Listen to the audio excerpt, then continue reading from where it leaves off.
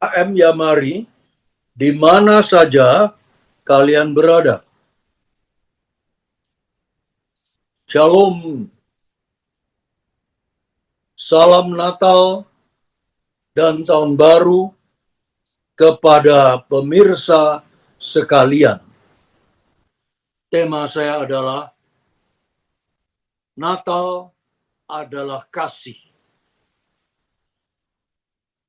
Mengapa disebut Natal adalah kasih? Karena Allah itu kasih adanya. Ada orang berkata bahwa di dalam sorga huruf terbesar adalah kasih. Dan kasih itu sudah melanda, menyebar ke seluruh sorga, sampai di pelosok-pelosok manapun juga.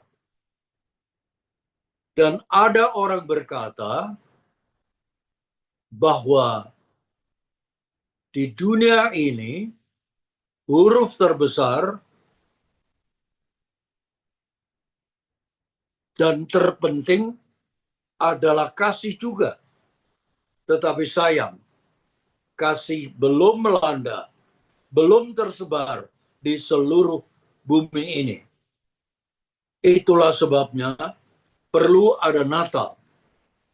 Natal adalah Allah membawa kasih sorgawi ke dalam dunia ini. Karena itu saya beri tema Natal adalah kasih. Natal adalah kasih karena itu adalah motivasi Allah. Di dalam Yohanes 3:16 dikatakan, karena begitu besar kasih Allah akan dunia ini, sehingga ia telah mengaruniakan anaknya yang tunggal, supaya setiap orang yang percaya kepadanya tidak binasa, melainkan hidup yang kekal. Itulah motivasi Allah.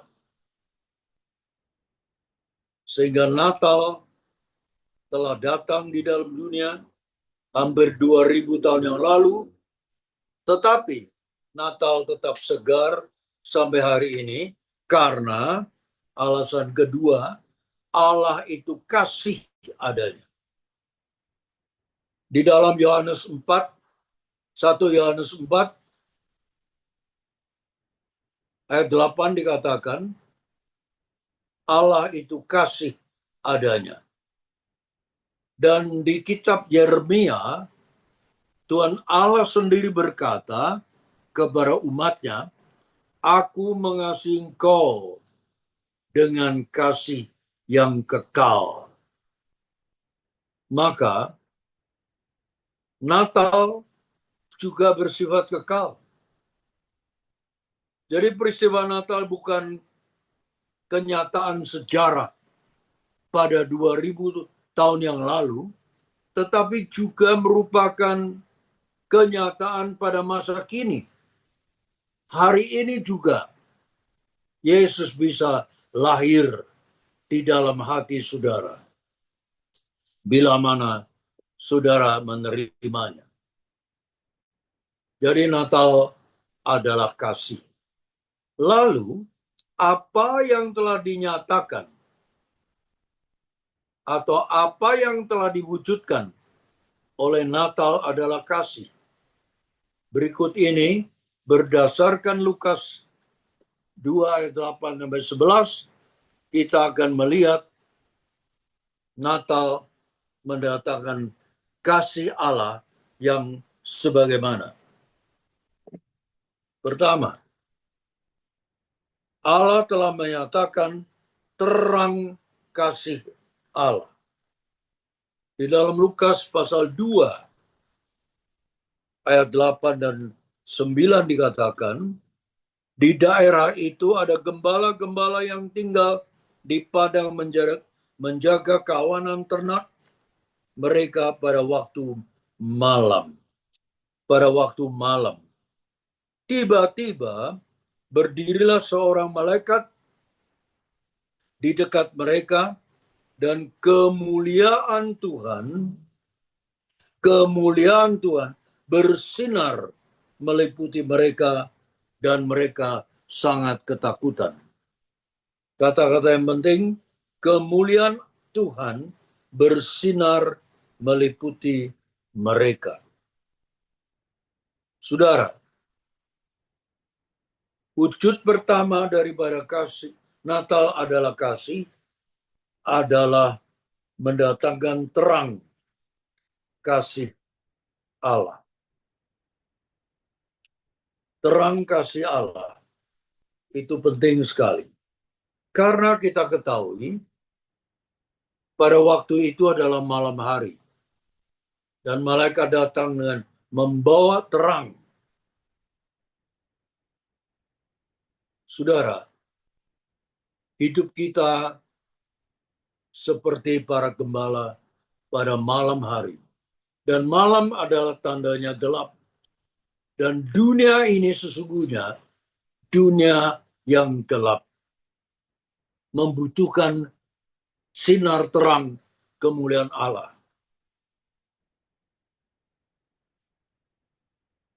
Seorang pujangga terkenal dari Yunani bernama Sokrates.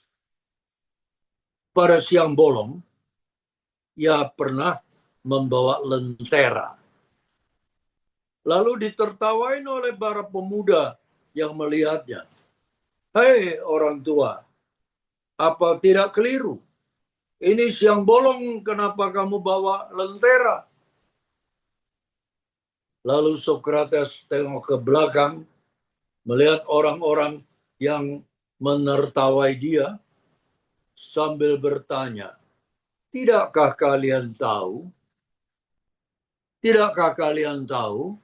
bahwa dunia ini gelap? Dunia gelap bukan karena tidak ada terang matahari.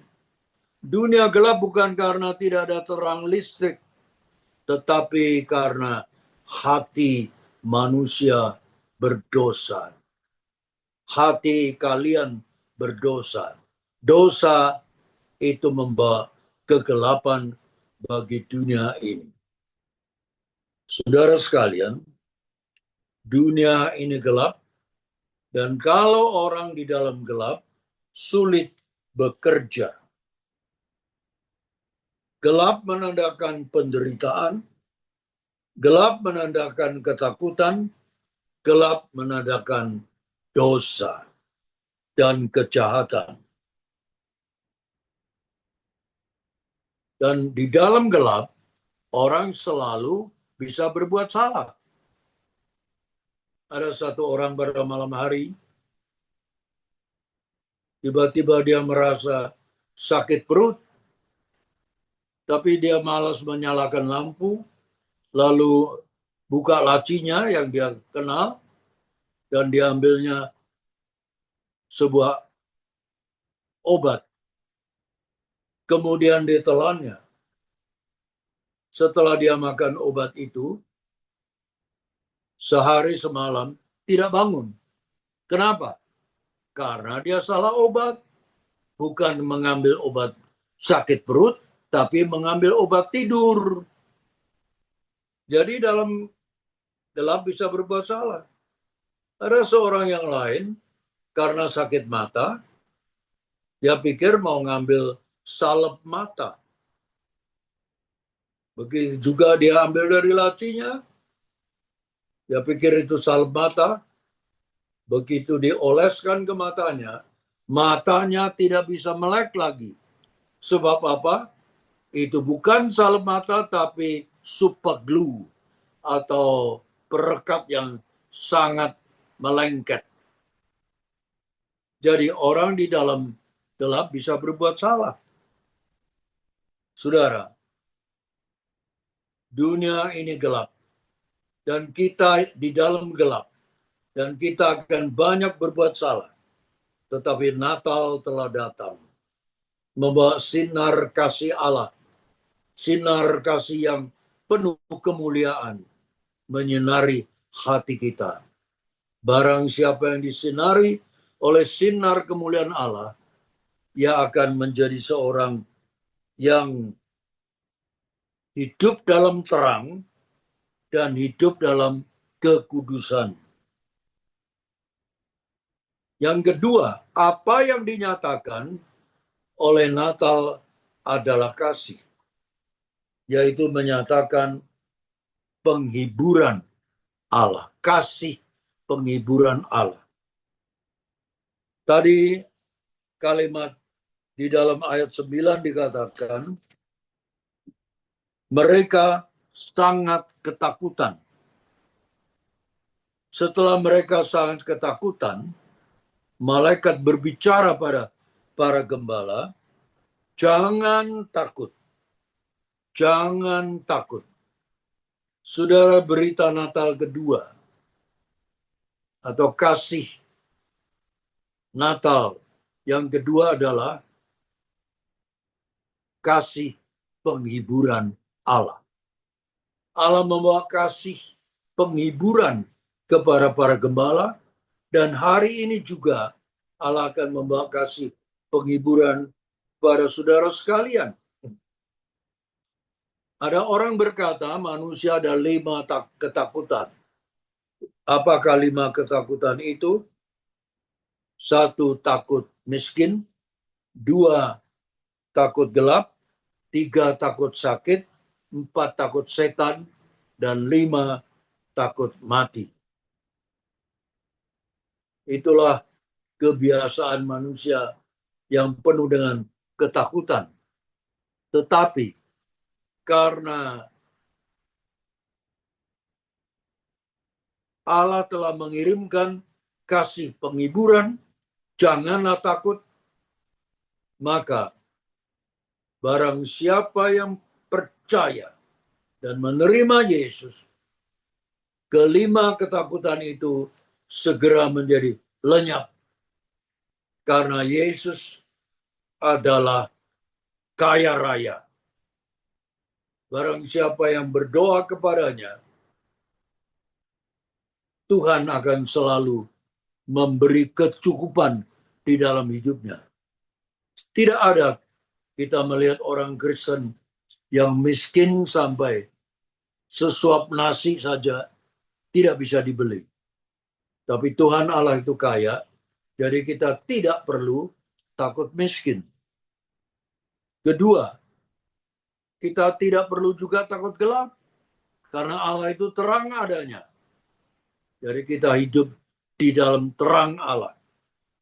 Dan kita tidak perlu takut sakit, karena Yesus selain seorang juru selamat, ia juga seorang penyembuh. Jehovah Rafa, Allah penyembuh kita. Selama dia hidup di dunia, banyak orang yang telah disembuhkan. Dan sampai hari ini, kalau kita sakit, berseru kepada Allah. Saudara, hidup mati kita di tangan Allah. Barang siapa yang percaya padanya, jikalau belum saatnya, kita tidak mungkin akan mati. Pada tanggal 25 bulan Oktober, sesungguhnya saya harus operasi pinggul.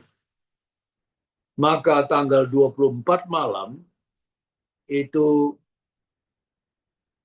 setelah diperiksa darah saya, seorang dokter datang menasihatkan, Pak, besok operasi ditunda.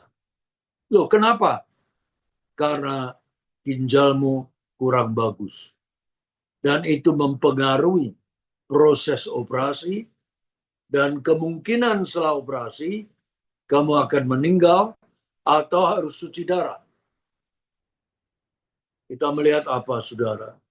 Karena kami berdua dan orang-orang gereja dan semua sahabat Yamari mendoakan saya. Karena doa, Tuhan membuka jalan, mencegah saya tidak operasi. mencegah saya jangan sampai dalam rangka operasi saya meninggal. Karena itu Tuhan masih mau memakai hidup saya untuk mengabarkan Injil. Seperti hari ini, saya membawakan firman di dalam IOY kali ini. Tuhan masih memberi hidup pada saya sampai bulan Desember. Padahal itu bulan Oktober. Jadi kita tidak takut sakit, apalagi takut mati. Orang Kristen tidak perlu takut mati, karena kita sudah percaya Yesus, kita mendapat hidup yang kekal. Hidup kekal berarti tidak perlu merasa mati. Memang tubuh kita dikubur, tubuh kita dikebumikan, tubuh kita dikremasi, dibuang ke laut, dan sebagainya. Itu bukan masalah.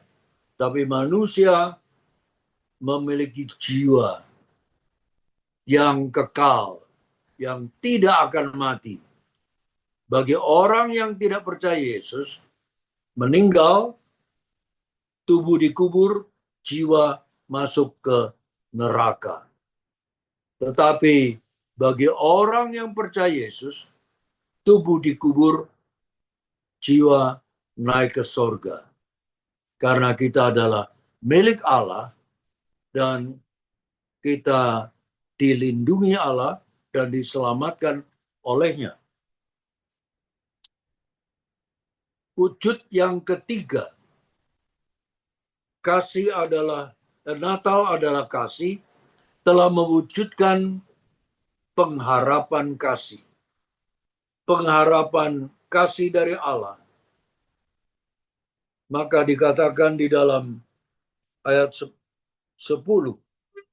Lalu kata malaikat itu kepada mereka, jangan takut, sebab sesungguhnya aku memberitakan kepadamu kesukaan besar untuk seluruh bangsa.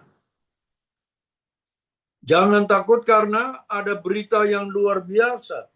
Berita kesukaan besar. Berita kesukaan besar inilah Allah memberi satu pengharapan melalui malaikat. Pertama kepada sang gembala, selanjutnya kepada manusia seluruh dunia, termasuk saudara dan saya. Saudara, manusia sangat membutuhkan pengharapan. Ada orang berkata, hidup manusia hanya ada dua bagian. Pertama yaitu mimpi yang sudah lewat, masa-masa lalu. Yang kedua adalah pengharapan yang ada di dalam hati kita. Adakah pengharapan di dalam hatimu? Jikalau Anda tidak punya pengharapan, Anda adalah orang yang putus asa, yang tidak punya pengharapan. Tapi hari ini, hari Natal, Natal adalah kasih. Maka pengharapan kasih telah diberikan kepada semua umat manusia, juga kepada Anda sekalian yang kehilangan pengharapan, tapi Allah memberi pengharapan padamu. Orang yang tidak mempunyai pengharapan, banyak penyakit termasuk khawatir, stres, dan sebagainya. Dan banyak orang karena stres, khawatir, putus asa, lalu berusaha loncat dari lantai 20 atau mencari tali, menggantungkan diri, atau loncat ke laut, bunuh diri. Di Singapura, tiap hari kira-kira ada 16 orang yang berusaha untuk bunuh diri. Indonesia punya jumlah penduduk yang jauh lebih banyak dari Singapura. Entah berapa banyak orang yang tiap hari berusaha bunuh diri. Apakah Anda, pemirsa, termasuk yang punya pikiran ingin bunuh diri karena putus asa? Jangan. Ada berita kesukaan besar. Ada harapan di dalam Natal ini. Natal ini memberi pengharapan kepada saudara. Terakhir, Natal adalah kasih. Wujud yang terpenting adalah memberi hadiah Natal kepada seluruh umat manusia di dunia ini. Saudara, hadiah ini bukan sekedar mainan buat anak kecil. Hadiah ini sangat mahal. Hadiah ini sangat penting. Hadiah ini bukan benda biasa dan tidak terbeli dengan uang. Saudara terka, apakah hadiah ini? Hadiah ini adalah di dalam ayat yang ke-11. Hari ini telah lahir bagimu Juru Selamat, yaitu Kristus Tuhan, di kota Daud. Hadiah ini adalah Natal itu sendiri. Bayi Natal itu sendiri adalah Tuhan Yesus yang dilahirkan di palungan di Bethlehem. Saudara, dia adalah Juru Selamat. Juru Selamat. Apakah Juru Selamat itu? Menurut Matius, dia akan menyelamatkan umatnya dari dalam dosa. Setiap umat manusia di dunia ini hidup di dalam dosa dan memiliki dosa. Konghucu, seorang yang dikatakan orang suci, guru maha guru, dia pun berkata, Sengren hayo san fencong. Orang kudus pun masih ada 3 kesalahan. Tapi Yesus menanggung dosa kita, mati di kayu salib. Dia sendiri tidak berdosa. Nah, oleh karena dia mati di kayu salib, dia diberikan kepada kita dengan darahnya. Setiap tetesan darah yang dialirkan dari kayu salib itu dapat membasuh dosa-dosa umat manusia. Kalau tangan kita kotor, bukankah kita cuci dengan air dan sabun, detol, dan sebagainya? Bersih. Tetapi kalau hati kita kotor, bolehkah kita ambil sebotol air, kemudian dicampur sabun, dan kita minum? Bukan saja hati kita tidak menjadi bersih, tapi kita harus masuk ke rumah sakit, cuci perut kita, atau kita bisa langsung meninggal. Dengan apa dosa bisa dicuci? Dengan apa dosa bisa dikuduskan?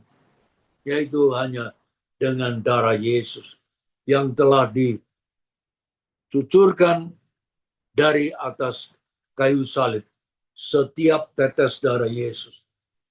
Dan karena Natal itu bersifat kekal, maka sampai hari ini kematian Yesus juga bersifat kekal. Juga masih dapat mengkuduskan, mencuci dosa saudara dengan darah Yesus. Maukah engkau menyerahkan dirimu, minta Tuhan mencuci darahmu, karena Ia Sang Juru Selamat, dan Dia yang pasti dapat menyelamatkan saudara. Alkitab berkata juga, Yesus adalah jalan, hidup, dan kebenaran. Bukan jalan biasa. tapi betul-betul ia sendiri sebuah jalan atau jembatan yang menuju ke sorga. Pada awal saya datang ke Singapura, saya mau pergi ke satu tempat, naik bus, kemudian turun dari bus, saya tanya seorang anak kecil, kamu tahu di sini blok 25 di mana? Oh Pak, kamu ikut saya. Dia adalah jalan bagi saya sampai ke tempat tujuan. Kamu ikut saya hari ini. Sang bayi Natal yang sudah menjadi juru selamat kita, yang sudah mati di kayu salib, dia pun berkata, ikutlah saya. Ikutlah saya. Karena dia adalah jalan, barang siapa yang ikut Yesus, dia pasti setelah mati masuk surga karena kita berjalan di dalam jalan Tuhan. Barang siapa yang bersedia ikut Yesus, barang siapa yang bersedia dosamu dicuci oleh Tuhan Yesus, barang siapa yang bersedia membuka hatimu, menerima Yesus, silakan angkat tanganmu. Sambil angkat tanganmu, saya ingin mendoakan saudara sekalian. Di mana saja saudara berada, di rumah, di mobil, di rumah, di gereja, di tempat mana saja, di kampung, di daerah saudara, angkatlah tanganmu. Marilah kita berdoa. Bapak Surgawi, hamba-Mu serahkan semua pemirsa yang ada di seluruh Indonesia, bahkan di luar negeri, ke dalam tangan-Mu. Mereka yang angkat tangan, Tuhan sendiri yang pegang tangan mereka. Gandeng tangan mereka. Ampuni dosa mereka, cuci dosa mereka dengan darah-Mu yang berharga, dan selamatkan jiwa mereka, agar supaya mereka kalau sampai dipanggil oleh Tuhan, tidak binasa, tidak masuk neraka, melainkan hidup yang kekal selama-lamanya di sorga. Doa ini kami panjatkan di dalam nama Tuhan Yesus Kristus, Juru Selamat umat manusia. Semua yang angkat tangan, ikut saya mengatakan amin. 1, 2, 3. Amin. Terima kasih.